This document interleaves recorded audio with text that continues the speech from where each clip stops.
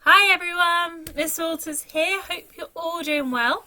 Thank you for coming along to listen to our story today. I'm going to read you a short story from the Book of Hopes. Now, the Book of Hopes has been released during lockdown. It contains hundreds of short stories from lots of authors you know. But it's been particularly written and dedicated, as you can see here, to the doctors, nurses, carers, porters, cleaners and everyone currently working in hospitals. As Catherine Rydell has said, they are the stuff that wild, heroic tales are made of. Now, there's a number of different stories in here, as I've just mentioned, but today we are going to read one that's actually towards the back. So in this excellently revolting section, we are going to read The Indigo Flamingo. The Indigo Flamingo. Once in a far-off swamp lived a sad little flamingo, whose name was Bob. Bob was almost exactly what you would expect from a flamingo, named Bob or not. He had long legs, he had feathers, he had the biggest beak in Mozambique. But you might quite probably think that Bob, like his pals, was a snazzy shade of pink.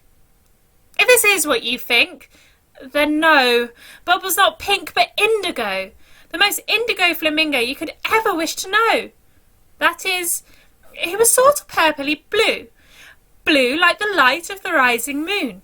Blue like the blue of the deep lagoon. Did Bob like it? Not one bit. It made him mope and cry. It made him moan and spit. I wish he'd think that I could not be indigo, but a beautiful pink. Oh, the other flamingos were okay. During the day they chat to him and sing and dance and play. But as once there was no more sun, that being an indigo flamingo became not a lot of fun. See, when it was dark, Bob blended in. His blue wasn't odd then. It was the colour of everything. Then it was like he wasn't there. Then he was suddenly nothing, just part of the midnight air. The others would talk right over his head. They'd trample him sometimes when he went to his bed. Until one night, Bob was moping, singing his sad song, when a great, hungry crocodile came sneaking along. Bob was the only one who saw. The others slept calmly on. He heard them whistle and snore. "Hey!" he shouted. "Hey, crocodile! Get your slivery back and your toothy smile out of our swamp! Go on, get lost! Scalper, be gone!" The crocodile panicked, its eyes bulging out. It couldn't see anyone, but it could hear someone shout. What was this raucous? A ghost or some such? The croc didn't know, but he didn't like it much. He turned on his tail, swam faster. With several great splashes, he was gone. He had scampered. Now all the other flamingos, hearing this loud din, woke up and came along to see this most amazing thing. "Hurrah!" they shouted, standing in a row. "Bob, you're our hero! Thank goodness you're indigo."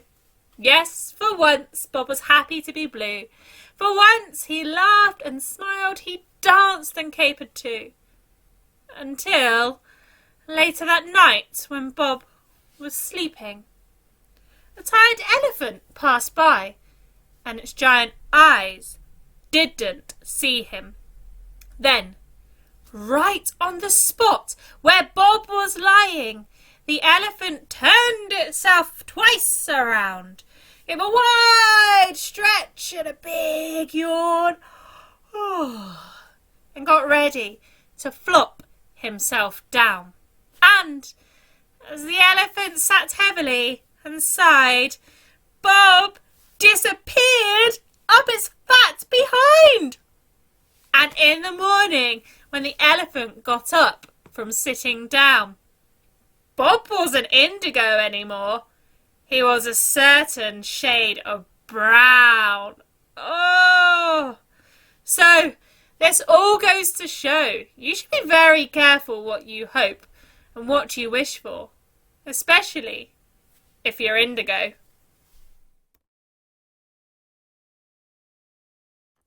Thank you for coming and listening to the Indigo Flamingo today. Any one of you can go online and read this book. Okay, I'm going to show you how to find it now. If I go onto Google and type in the Book of Hope's National Literacy Trust and click on the first link, it's going to take me directly to the website. I then scroll down to read the book. Go to full screen. You can't download it at the minute. You do have to read it online, but you can get this on laptops, Kindles, phones, any device that can access the internet.